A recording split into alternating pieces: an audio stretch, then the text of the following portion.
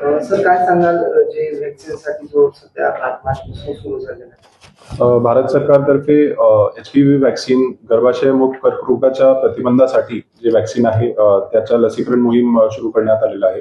हे मोहीम 8 मार्च 2026 पासून सुरू झालेली आहे आणि पुणे जिल्ह्यामध्ये अनेक मुलींकडून ते लस घेण्यात आलेलं आहे.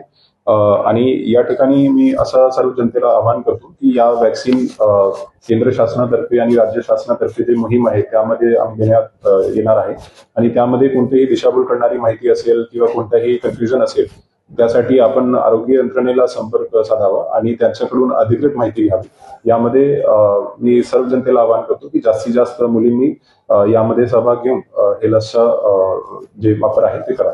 सर याच्या संदर्भात बरेच गैरसमज सोशल मीडियावरती पसरवले जातात. यामध्ये मला वाटतं की जे अधिकृत माहिती आहे जे डॉक्टर्सकडून मिळतो आणि प्रशासनाकडून मिळतो त्याचा अवलोकन केला पाहिजे आणि यामध्ये जे काही कन्फ्युजन असेल किंवा जे काही संभ्रम असेल ते मेडिकल ऑफिसर्सकडून क्लिअर झाला पाहिजे.